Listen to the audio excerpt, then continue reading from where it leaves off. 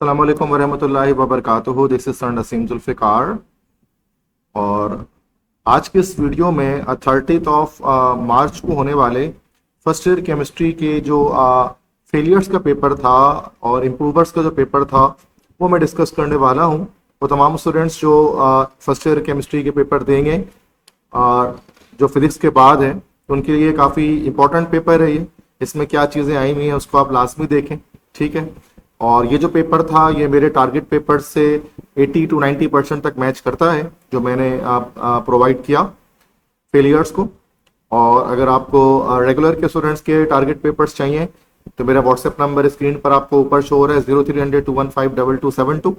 इस नंबर पे आप मुझे व्हाट्सएप करेंगे तो मैं बहुत ही मिनिमम कॉस्ट पर आपको तमाम सब्जेक्ट के सॉल्व टारगेट पेपर्स प्रोवाइड कर दूंगा, केमिस्ट्री या जो भी सब्जेक्ट आपको चाहिए, ठीक है। तो इस पेपर को मैं देखूंगा कि इसमें क्या क्या चीज़ें आई हैं और मैं आपको बताऊंगा ताकि वो स्टूडेंट्स जो फर्स्ट ईयर के रेगुलर के एग्जाम्स देने वाले हैं उनके लिए भी काफ़ी इंपॉर्टेंट चीज़ें समझ में आ जाएगी कि क्या क्या चीज़ें हैं जो पेपर में आ सकती हैं इस साल के लिए, ठीक है। तो सेक्शन ए हमारे पास सबसे पहले ये 17 MCQs इसमें हमारे पास होते हैं।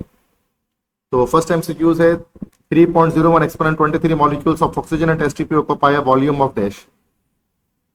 तो इसका हमारे पास हो जाएगा दिस विल बी 22.41 का हाफ, चूंकि हाफ मोल है तो ये 11.2 डेसीमीटर क्यूब हमारे पास इसका आंसर हो जाएगा फर्स्ट का, ठीक है। तो 11.2 डेसीमीटर क्यूब। तो ये जो फर्स्ट MCQ हमारे पास आया है this is from chapter number 1। ये चैप्टर 1 से है स्टेशियोमेट्री से। नंबर 2 है for orbital 4p the value of n+l। ये भी काफी इंपॉर्टेंट MCQs है n+l के लिहाज से। चैप्टर 2 से ये MCQs आया है। तो n+l की वैल्यू क्या होगी, तो n वैल्यू जो है वो इसकी हमारे पास 4 है और p के लिए l की वैल्यू हमारे पास 1 होती है, तो उसका आंसर हमारे पास हो जाएगा 5, ठीक है।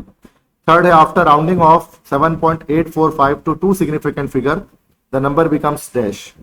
तो ये हमारे पास दोबारा चैप्टर 1 से MCQs आ गए स्टेशियोमेट्री से, राउंडिंग ऑफ डेटा से 2 सिग्निफिकेंट डिजिट तक जब उसको राउंड ऑफ करेंगे तो ये हो जाएगा हमारे पास 7.8 हो जाएगा। चूंकि देखिए 5 को जब हम ड्रॉप करेंगे तो ये 7.84 हो जाएगा, क्योंकि पिछला नंबर हमारे पास इवन है, फिर 4 ड्रॉप होगा तो 7.8 हो जाएगा। तो ये 2 डिजिट पर हमने इसको राउंड ऑफ कर लिया। फोर्थ है this series of lines is produced when the electron jumps from fourth orbit to second orbit पे जब जंप होगा तो वो हमारे पास बाल्मर सीरीज की स्पेक्ट्रल लाइंस हमें ऑब्टेन होंगी, ठीक है। And this MCQ is from chapter number 2। तो चैप्टर 2 से 2 MCQs हो गए यहाँ पर। फिफ्थ MCQ है on emission of alpha particles uranium changes into dash. ये भी हमारे पास चैप्टर 2 से आ गया। तो थर्ड MCQ है चैप्टर 2 से कि अल्फा पार्टिकल के एमिशन पर यूरेनियम किस में चेंज हो जाता है। अल्फा पार्टिकल जब निकलेगा तो उससे 2 एटॉमिक नंबर कम हो जाएगा, 4 मास नंबर कम हो जाएगा, तो 90 हो जाएगा, तो थोरियम में कन्वर्ट हो जाएगा। ये ए ऑप्शन TH90 और 234। 6 से दिस मॉलिक्यूल है zero dipole movement. This MCQ is from chapter number 3। Zero dipole movement इनमें से किसका होगा, CS2 का होगा, कार्बन डाइसल्फाइड का, डी ऑप्शन जो है। बिकॉज इसका स्ट्रक्चर हमारे पास जो होता है CS2 के स्ट्रक्चर की जब हम बात करें तो स्ट्रक्चर हमारे पास उसका जो है वो लीनियर होता है, इसी वजह से ये हमारा जीरो डायपोल मोमेंट रखेगा। 7th है this molecule possesses weakest London dispersion forces, ठीक है। तो ये हमारे पास दोबारा चैप्टर 5 से MCQs आ गए इंट्रामोलिकुलर फोर्सेस से। तो वीकेस्ट लंडन डिस्पर्जन फोर्स किसका होगा, जिसका एटॉमिक रेडियस सबसे कम होगा। तो फ्लोरीन के अंदर लंडन डिस्पर्जन फोर्सेस सबसे वीकेस्ट होंगे। 8th है cooling appliances like air conditioner and refrigerators are working on this principle. तो ये हमारे पास चैप्टर नंबर 5 से चैप्टर नंबर 4 से MCQ आया। तो इसका करेक्ट आंसर है Joule Thomson effect. Number 9th है the relationship between KP and KC। This is from chapter number 7। KP और KC के बीच में क्या रिलेशनशिप है, तो KP बराबर होता है KC RT power delta n। Yes, A option correct हो जाएगा। KP का ये फॉर्मूला है। 10th है 1 calorie is equal to dash joule. 1 calorie कितने जूल के बराबर होता है, तो 4.184 जूल के बराबर होता है। This is 1 calorie. तो ये चैप्टर 11 थर्मोकेमिस्ट्री का MCQs है। MCQs 11 है हमारे पास चैप्टर नंबर 12 से कि HClO4 जो पर क्लोरिक एसिड है इसका हमें यहाँ पर क्या करना है, इसकी हमें यहाँ पर जो है वो ऑक्सीडेशन नंबर बतानी है। तो हाइड्रोजन की हमारे पास +1 हुई, वो ऑक्सीजन की हमारे पास -8 हुई, तो क्लोरीन की हमारे पास +7 निकल गई। तो ये +7 हमारे पास करेक्ट आंसर हो गया इसका। MCQ 12 है, if A is not is equal to B is not equal to C but all angles are of 90 degree then crystal system is dash। ये चैप्टर नंबर 6 से MCQs आया सॉलिड स्टेट से कि ABC बराबर नहीं है लेकिन सारे एंगल 90 डिग्री के, तो ये ऑर्थोरोम्बिक हमारे पास क्रिस्टल सिस्टम हमारे पास होता है। 13 थे, colloidal system in which both disperse phase and dispersion phase medium are liquid is dash. तो अगर दोनों लिक्विड है, डिस्पर्स और डिस्पर्जन फेस, तो ये एमल्जन हमारे पास कहलाता है। तो ये कोलॉइड की एग्जांपल से आ रहा है हमारे पास से चैप्टर नंबर 10 से ये एमसीक्यूज है, सॉल्यूशन एंड कोलॉइड्स। 14 थे, the number of galvanic cell connected in a series to make 12 volt car battery is dash. ये चैप्टर नंबर 12 से एक नया एमसीक्यूज आया लेड स्टोरेज बैटरी से, कि जो कार बैटरी होती है जिसको लेड स्टोरेज बैटरी कहा जाता है, इसमें 6 सेल हमारे पास जो है वो कनेक्टेड होते हैं 12 वोल्ट की बैटरी। चूंकि एक सेल हमें पता है कि एक टोटल 6 सेल होते हैं, एक सेल का जो वोल्टेज होता है वो 2 वोल्ट होता है, तो ये हमारे पास जो है वो 12 वोल्ट का करंट ओवरऑल जनरेट करता है। नंबर 15 है, conjugate acid of ammonia is dash. ये जो एमसीक्यूज हमारे पास है, this is from chapter number 8 acid basis and salt. Ammonia का कॉन्जुगेट एसिड हमारे पास होता है NH4+, so this is called ammonia mine. तो ये इसका कॉन्जुगेट एसिड हमारे पास हो गया। नंबर 16 थे, if the kelvin temperature of an ideal gas is increase to double and pressure is reduce to 1/2 the volume of the gas dash. ये chapter number आ गया, चैप्टर नंबर 4 से आया ये टेम्परेचर अगर आइडियल गैस के double करेंगे और प्रेशर को हाफ कर देंगे तो वॉल्यूम क्या हो जाएगी गैस की। देखो, टेम्परेचर डबल करेंगे तो वॉल्यूम डबल, और प्रेशर को हाफ कर देंगे तो फिर और डबल हो जाएगा, तो 2 to the 4, तो 4 टाइम्स हमारे पास हो जाएगा, तो will be 4 times correct answer. 17 थे, hydrogen bond is not found in dash. ये अगेन चैप्टर नंबर 5 से आ गया, इंटरमोलिकुलर फोर्सेस से। हाइड्रोजन बॉन्ड किस में पाया नहीं जाता, तो मीथेन के अंदर हमारे पास हाइड्रोजन बॉन्डिंग नहीं होगी, बिकॉज हाइड्रोजन बॉन्डिंग के लिए जरूरी है हमारे पास कि जो हमारा जो हाइड्रोजन है वो FON में से किसी एक एलिमेंट के साथ कनेक्टेड हो।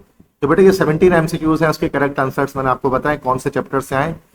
बाकी काफी डिटेल में मैंने इनके ऊपर लेक्चर्स अपलोड किया हुआ है। अगर आपने पूरे साल में लेक्चर्स देखे तो बहुत अच्छी बात है, नहीं देखे तो कम से कम ये एंड के लेक्चर्स आप देख लेना, ताकि आपकी प्रैक्टिस हो सके जितनी अच्छी तरह से हो सके, ठीक है। इसके बाद सेक्शन बी पे आते हैं। तो सेक्शन बी पे हमारे पास जो है वो क्वेश्चन, इसमें से देखें न्यूमेरिकल्स वगैरह भी होते हैं, लेकिन चूंकि वीडियो काफी लंबी हो जाती है तो बुक के जो न्यूमेरिकल्स होंगे ना, जिसको मैंने ऑलरेडी सॉल्व करवाया है वीडियोस के अंदर, या तो बुक की एग्जाम्पल्स होंगी या जो भी चीजें, तो वो मैं आपको ऑलरेडी बता दूंगा, तो आप उसको बुक से ही देख लीजिएगा, ठीक है, ताकि यहाँ थोड़ा सा टाइम हमारा बचे। देखो, फर्स्ट क्वेश्चन हमारे पास जो है वो डेफिनेशन आती है हमेशा। एवोगाड्रो नंबर की डेफिनेशन हमारे पास आई है चैप्टर नंबर 1 से। मोलर हीट ऑफ सब्लिमेशन की डेफिनेशन आई, this is from chapter number 5। Stoichiometry chapter 1 से आगे, लिमिटेड चैप्टर 1 से आगे। विस्कोसिटी की डेफिनेशन आ गई, this is from chapter number chapter number, ये हमारा किससे है, चैप्टर नंबर 5 से ही है, लिक्विड स्टेट्स। नंबर 2 है, 50 gram of calcium carbonate is reacted with excess of hydrochloric acid and 14.52 gram of CO2 gas is liberated. Calculate the theoretical yield and percentage yield of CO2 gas. ये हमारे पास chapter 1 से हमारे पास एक numerical आ रहा है percentage yield का। चलो इसको मैं यहाँ पर सॉल्व कर देता हूँ आपके लिए, ठीक है, बट ये मैं सारे नहीं सॉल्व करूंगा, जितने हो सकेंगे मैं कुछ ना कुछ सॉल्व कर दे रहा हूँ, ठीक है। तो ये नंबर 2 जो है ये मैं सॉल्व कर रहा हूँ। इसका तरीका क्या होता है, परसेंटेज यील्ड निकालने तो पहले में थ्योरेटिकल यील्ड पता होनी चाहिए, ठीक है। इसके लिए हम इक्वेशन को लिखेंगे पहले दोबारा से, CaCO3 प्लस 2HCl, और ये रिएक्शन एरो ये बन रहा है CaCl2 plus CO2 plus H2O, ठीक है। ओके, अब हम देखते हैं इसमें, यहां पर हमारे पास चूंकि रिलेशनशिप किसका है, कैल्शियम कार्बोनेट का रिलेशनशिप किसके साथ है, कार्बन डाइऑक्साइड के साथ है। तो 100 ग्राम CaCO3 तो हमारे पास बना रहा है 44 ग्राम कार्बन डाइऑक्साइड गैस। तो 14.52 ग्राम कितना बनाएगा, 14.52 ग्राम कितना बनाएगा, तो X बनाएगा। इसको हम X सपोज कर लेंगे हमारा, तो X हमारे पास आएगा, this will be the theoretical yield. तो हम इसको फिर कैलकुलेट कर लेंगे, ठीक है।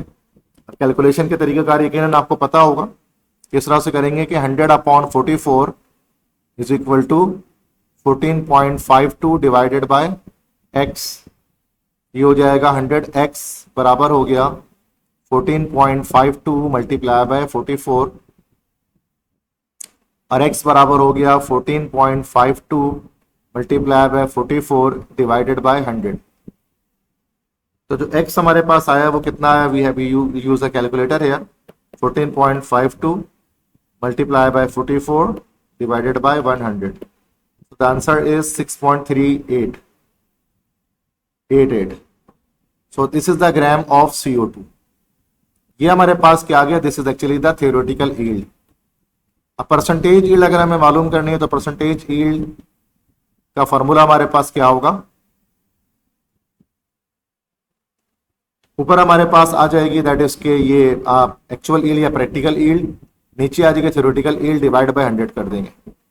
प्रैक्टिकल यील्ड हमारे पास कितनी आ गई थी भाई, ओके नहीं गलत हो गया, यहाँ पर थोड़ी सी गलती मैंने कर दी, यहाँ पर गलती ये होगी कि 50 ग्राम से बताना था ना बेटा, ये यहां से ये गलती हो गई, तो यहाँ पर 14.52 नहीं आएगा, ठीक है, तो उसको मैं मिटा दे रहा हूं हर जगह से, ओके। अब यहां पर ये होगा कि ये 50 ग्राम से बताने कितना बनेगा, तो फिर ये यहाँ पर 50 आ जाएगा, यहाँ पे 50 आ जाएगा, यहाँ पे 50 आ जाएगा, तो ये 22 हमारे पास आ जाएगा।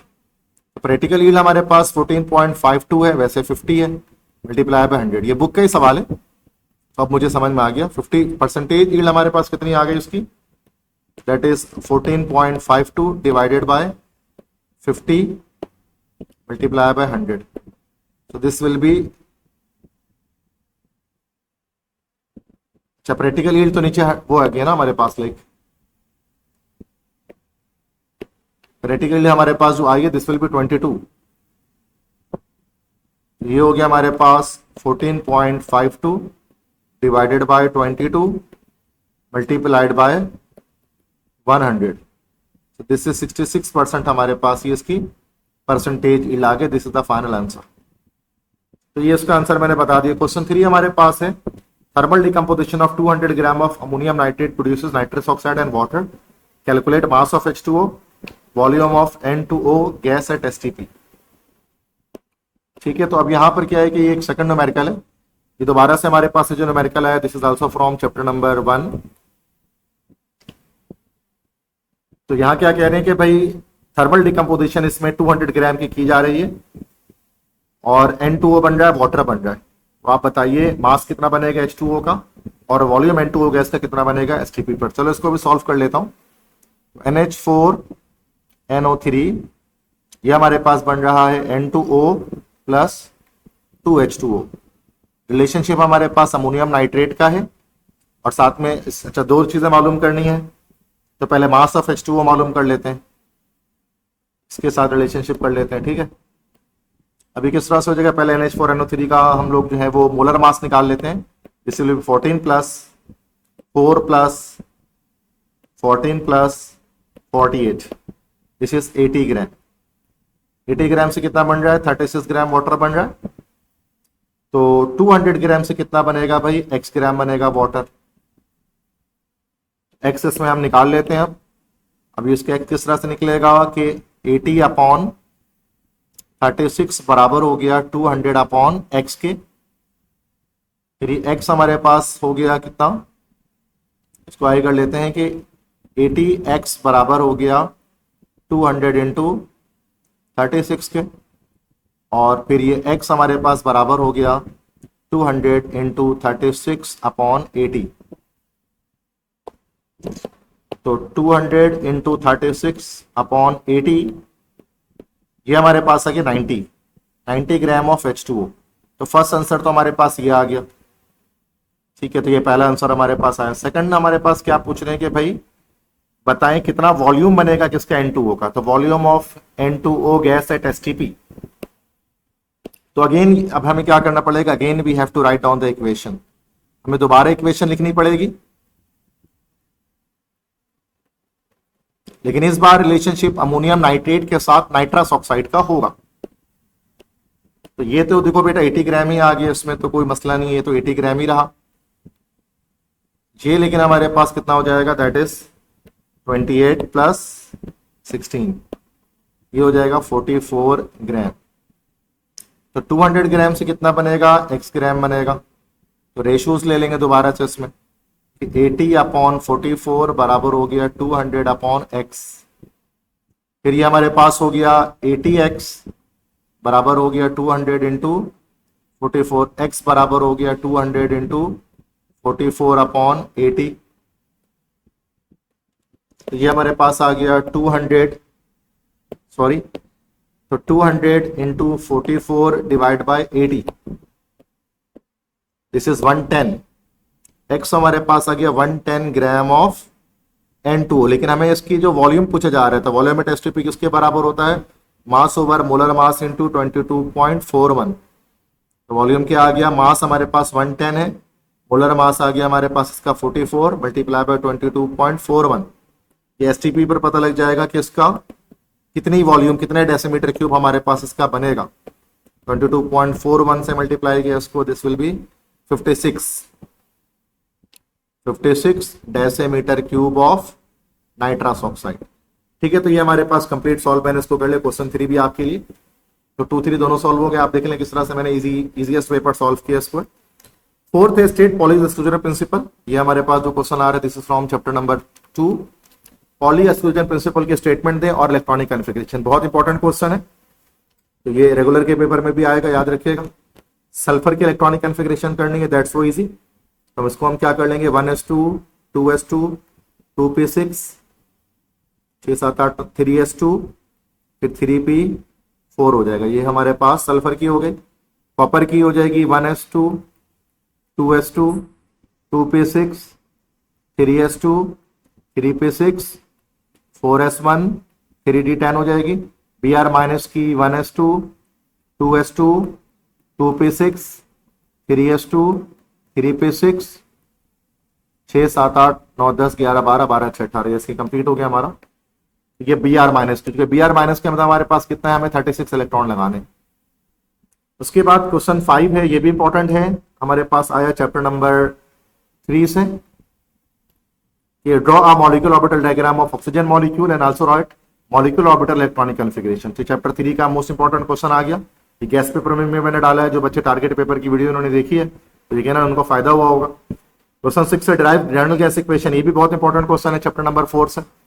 और आर की वैल्यू पूछ रहे ATM DMQ पर मोल पर केल्विन में, तो 0.0821 आ जाएगा इसको जब आप निकालेंगे। क्वेश्चन नंबर 7 है 40 DMQ of hydrogen gas was collected over water at 831 torr pressure at 23 degree Celsius. What will be the volume of dry hydrogen gas at standard condition. ये एमसीक्यूज हमारे पास, सॉरी ये न्यूमेरिकल हमारे पास chapter number 4 से ही आ रहा है, gases से, और ये बुक का न्यूमेरिकल है, तो मैंने इसको वीडियो में अपने सॉल्व किया हुआ है। तो अगर आपको कंप्लीट सॉल्यूशन चाहिए तो आप मुझे व्हाट्सएप कर सकते हैं, मैं आपको भेज दूंगा तमाम न्यूमेरिकल्स के सॉल्यूशन। अगर आपके पास नहीं है तो मेरे पास कंप्लीट की PDF है, आई विल सेंड यू। यहाँ पर सॉल्व करूंगा तो it will take so much time. बस हमें ये पता है, चलो मैं शॉर्टकट में बता रहा हूँ कि ये हमारे पास जो टॉपिक है, ये deltas law of partial pressure तो न्यूमेरिकल हमारे पास है, ठीक है, तो उससे हमारे पास ही हो जाए। क्वेश्चन 7 हमारा डिफरेंशिएट है लाइन स्पेक्ट्रम कंटिन्यूस स्पेक्ट्रम, बहुत इंपॉर्टेंट है चैप्टर नंबर 2 से। Primary cell secondary cell chapter number 12 से, ये हमारे पास difference crystalline solid amorphous solid chapter number 5 से, बहुत इंपॉर्टेंट डिफरेंसेस हैं, सारे इंपॉर्टेंट आ गए। 9th define Lewis acid and base, ये हमारे पास चैप्टर नंबर जो है वो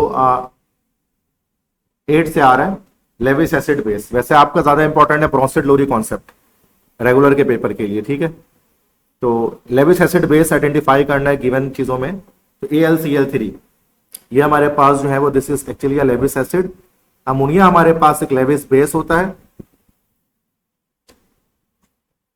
अच्छा BF3 तो हमारे पास एक लेविस एसिड होता है। अच्छा वाटर का यहां पर आ रहा है, वाटर तो असल में दोनों तौर पे बिहेव करता है, एसिड भी है बेस भी है, दोनों ही है। इसको हम एम्फोटेरिक कह सकते हैं बिकॉज इसके एम्फोटेरिक नेचर है, ये दोनों ही होता है, एसिड भी होता है बेस भी होता है। क्वेश्चन 10 हमारे पास फिर से calculate the heat of formation of ethyne, ये बुक से ही हमारे पास आ रहा है, तो ये बुक का ही क्वेश्चन है एग्जैक्टली, ठीक है। चैप्टर नंबर 11 के हीट ऑफ फॉर्मेशन को न्यूमेरिकल बहुत इंपॉर्टेंट है, बुक के न्यूमेरिकल है, ठीक है। तो इसमें हमारे पास, तो ये कंप्लीट मैंने सॉल्व किया हुआ इसको, ठीक है, तो ये काफी इजीली हो जाएगा ये। तो इक्वेशंस की मदद से आपको heat of formation delta HF not F की वैल्यू हमें कैलकुलेट करनी होती है। ठीक है। तो इसकी सिंपल ट्रिक होती है इसको सॉल्व करने की, कोई भी न्यूमेरिकल सॉल्व करना है तो फर्स्ट इक्वेशन को सेकंड से प्लस करके थर्ड से माइनस कर देंगे। तो ये इक्वेशन 1 है, इक्वेशन 2 है, ये इक्वेशन 3 है।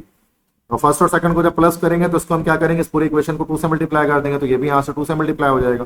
फिर सेकंड इक्वेशन से प्लस कर देंगे, जो भी आंसर आ जाएगा उसको थर्ड इक्वेशन से क्या करेंगे, माइनस करेंगे, तो आपके पास हीट ऑफ फॉर्मेशन आ जाएगा। ठीक है, तो ये मैंने कई बार सॉल्व किया इसको, तो बार बार मैं सॉल्व नहीं करने वाला। क्वेश्चन नंबर 11 है, a solution of calcium carbonate is prepared by mixing this. ये भी बुक का सवाल है, प्रेसिपिटेशन का, चैप्टर नंबर 7 का क्वेश्चन है। ये बुक से रिलेट करता है, तो ये आप वीडियो में देख सकते हैं मेरी किस तरह से इसका आंसर हमारे पास आएगा। ठीक है, तो प्रेसिपिटेशन वाला सवाल है कि जो है वो कैल्शियम कार्बोनेट प्रेसिपिटेट होगा कि नहीं 25 डिग्री सेल्सियस पर। इसके बाद क्वेश्चन नंबर 12 है, define date of reaction, describe the effect of concentration. बहुत इंपॉर्टेंट क्वेश्चन है, चैप्टर नंबर 9 से, केमिकल काइनेटिक्स से। क्वेश्चन नंबर 13 है, define pH and pOH, calculate the hydrogen and concentration of the pH of solution is this. ये भी chapter number 8 से आ रहा है। पीएच हमें और पीएच पीओएच को डिफाइन करें, हाइड्रोजन एंड कंसंट्रेशन बताएं। तो H प्लस एन कंसंट्रेशन बराबर किसके होता है, एंटी लॉग माइनस पीएच के। तो ये वैल्यू रखेंगे, ये पीएच के आंसर आ जाएगा। ठीक है, क्वेश्चन नंबर 14 है, डिफाइन मोलैलिटी। तो ये एमसीक्यूज हमारे, ये न्यूमेरिकल आ रहा है चैप्टर नंबर हमारे पास किससे आ गया बेटा, चैप्टर नंबर ये 10 से आ रहा है, सॉल्यूशन एंड क्लोराइड से। ये बुक का ही न्यूमेरिकल हमारे पास है, मोलैलिटी फाइंड आउट करनी है। ठीक है, परसेंटेज कंपोजिशन दी गई, ये सारे आप कर सकते हैं, मैं यहाँ पर सॉल्व नहीं करना चाह रहा। ठीक है, तो बस मैं आपको क्वेश्चन सिखा रहा था, तो ये सारे न्यूमेरिकल आ गए। तो देखो न्यूमेरिकल ओवरऑल क्वेश्चन हमें कितने करने हैं, हमारे पास ओवरऑल क्वेश्चन इसमें हमें 9 क्वेश्चन करने होते हैं। तो न्यूमेरिकल अगर हम देखें कितने हैं, अगर हमें, तो एक न्यूमेरिकल रहा 1 1 2 3 4 5 न्यूमेरिकल आ गए, फिर 6 7, फिर 8 इलेक्ट्रॉनिक, फिर 8 न्यूमेरिकल्स हो गए। उसके अलावा बस आप डेफिनेशन कर लें या डिफरेंस कर लें, तो आपके 9 सवाल तो ऐसे ही निकल गए। तो न्यूमेरिकल पे आपकी ग्रिप अच्छी होगी बेटा, तो आप बेहतर से बेहतर मार्क्स गेट कर पाएंगे, ये मैं हमेशा से आपको बताता हूँ। फिर सेक्शन सी हमारे पास है, डिटेल क्वेश्चन आंसर। तो ए बी करके आया था, चूंकि ओल्ड पैटर्न को फॉलो किया गया था इसके अंदर, चूंकि, लेकिन आपका जो आएगा वो ए बी करके नहीं आएगा रेगुलर वालों का, इनके ओल्ड पैटर्न से पेपर हुआ है। ठीक है, जो फेलियर्स और इंप्रूवर्स है। State law of mass action and drive the expression for equilibrium constant for a general reversible reaction. तो ये चैप्टर नंबर हमारा जो है वो 7 से आगे, लॉ ऑफ मास एक्शन बहुत आसान है। और ये एक न्यूमेरिकल आगे यहाँ से यहाँ तक, ये हमारे पास बुक के न्यूमेरिकल है, केसी की वैल्यू बतानी है। ठीक है, इजिली आ जाएगी, KC equal to product upon reactant से। उसके बाद इसके साथ जो बी में सवाल जो ऐड हुआ है वो चैप्टर नंबर 12 का ऐड हुआ है, ऑन इलेक्ट्रॉन मेथड। ये तीनों ही हमारे पास बुक के हैं क्वेश्चंस, तो यहाँ पर आ गए, इनको बैलेंस करना है, किसी दो को बैलेंस करना है। क्वेश्चन 4 है, state Dalton's law of partial pressure. ये चैप्टर नंबर 4 से आ गया।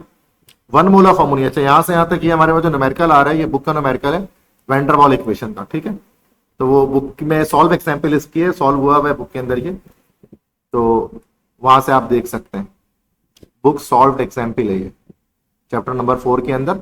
अच्छा, स्टेटमेंट लेकिन नहीं है डाल्टन्स लॉ की, बट जो न्यूमेरिकल ऐड किया गया है वो वैन डर वाल इक्वेशन का।